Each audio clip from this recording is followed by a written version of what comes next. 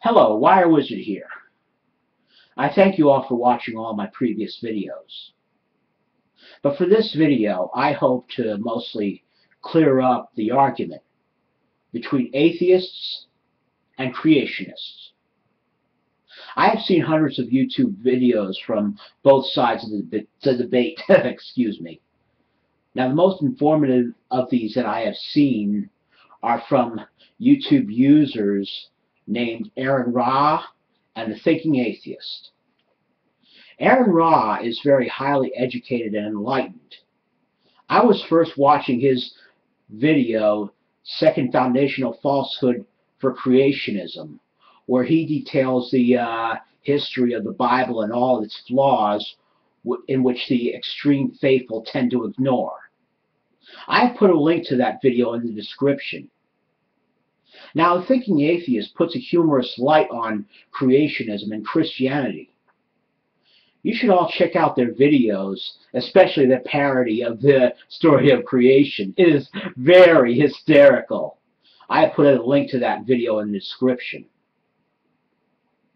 In my past videos, I have explained what the spirit world is really like. I go there a lot myself most nights during what most people call astral projection experiences. Now, I know a lot of you Christian faithful will find this very disappointing, but the spirit world is absolutely nothing like what is told, little of it is told in the Bible, excuse me. And as I have said in a previous video, hell does not exist. But God, in a sense, does exist, though she, yes, I said she, is nothing like the petty, bigoted, jealous, and murderous fallacy as described in the Bible. She is called the Great Spirit. And no, she did not create this earth, but she created the spirits that planned it. The earth was created over 9 billion years ago. The only reason it only appears 4.54 billion years old is because the actual physical work began around that time. During the first billion years, the earth was planned because a harder world was needed to train more advanced souls.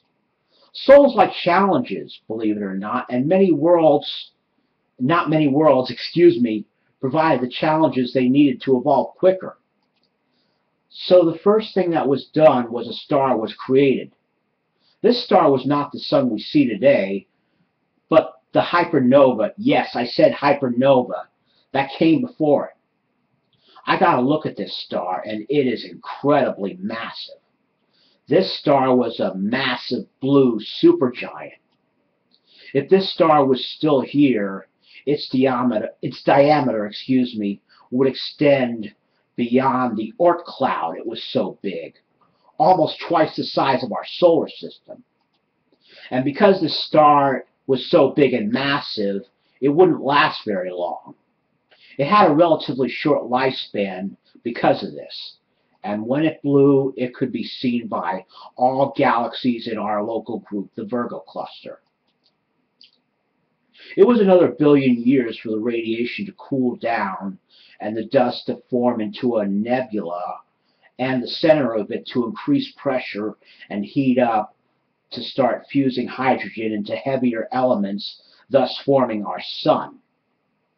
Its gravity affected the nebula around it, gathering all the dust into a disk. The dust particles clumped together, forming bigger and bigger particles and then fragments. These collided together, forming bigger and bigger fragments, and these fragments gathered together into the planets we see today. Earth was formed from this primordial soup because it wasn't yet ready to harbor life. It was still in a fluid state. It took some millions of years for the surface to cool and solidify. It was after this time another planet that some scientists call Orpheus collided with Earth. Okay, the debris from this collision formed the natural satellite we call the Moon. Now, the next part is going to surprise a lot of people. I know a lot of scientists will dismiss it by saying it sounds too unbelievable. Some may accept it as truthful. But here it is. Insect-like creatures about the size of very large whales came into our solar system to select a planet to render habitable. They first tried the fourth planet out, Mars.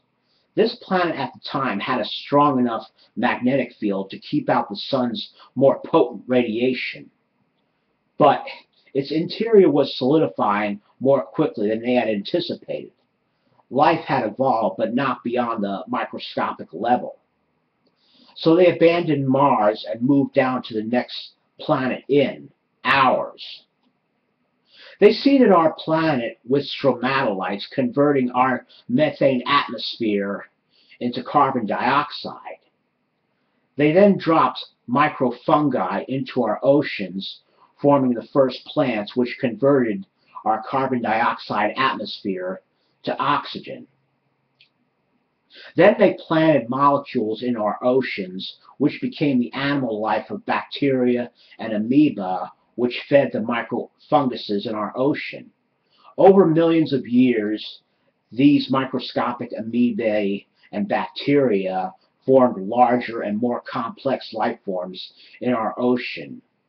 They carefully watched the life on our planet evolve and grow. Now, once the life on our planet had no longer needed their help, they left our solar system. They moved on to other solar systems and galaxies in our local group. We can still find evidence of these creatures floating above the Earth and between the planets.